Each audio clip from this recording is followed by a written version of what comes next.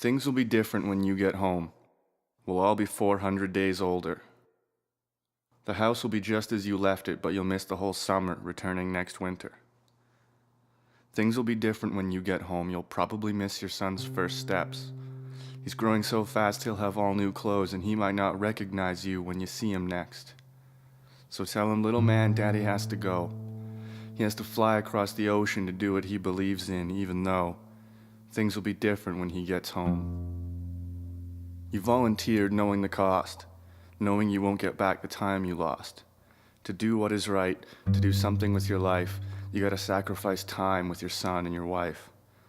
So out on the tarmac, hug your family again and again before you leave, and for the next 400 days, your family is the military. And it's an easy place to make friends. Hey, it's a lot like camping. A bunch of boys in big-ass tents and everybody's boiling, freezing, or bitching. The satellite beams in the hockey game and we watch it together at 4 in the morning. And the base is now our home and we walk around out of uniform. Things are bad out there on patrol, and this whole country is going to hell. In a bit of desert in the middle of nowhere, a roadside bomb and gunfire from a hill, and we shot back into the dark perimeter.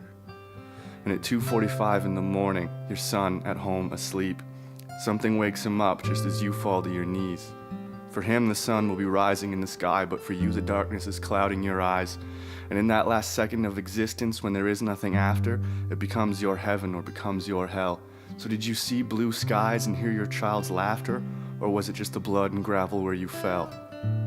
Is it a beautiful thing to die for what you believe in, or in your heart did you know what it means to die a hero?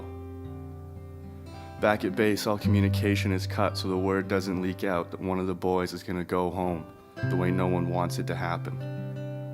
There's a dreaded ring and a request for a meeting, and some can stand the waiting while others are more demanding, but in person she gets notification and a shoulder to cry on.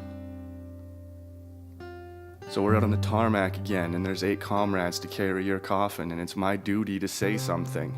And I look to the flag and I look to our friends, and the tears start flowing while the words aren't coming, and I wish you were here, just to tell me how to feel. I get on the plane so you're not alone.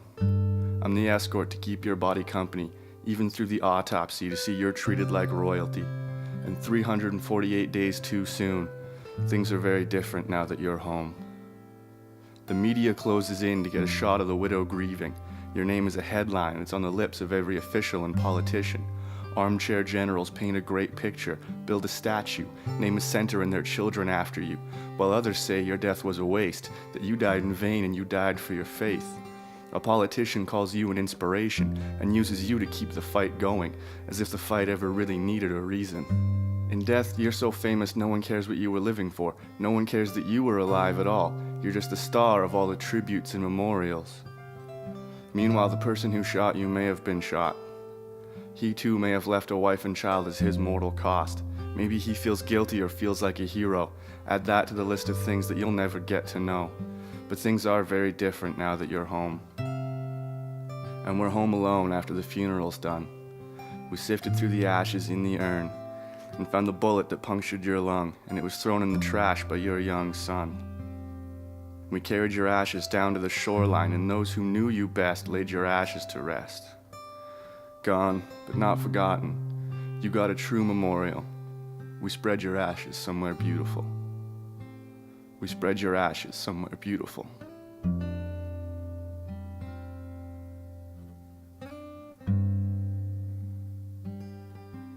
Somewhere beautiful, somewhere beautiful, somewhere beautiful, somewhere beautiful, somewhere beautiful, somewhere beautiful, somewhere beautiful, somewhere beautiful, somewhere beautiful, somewhere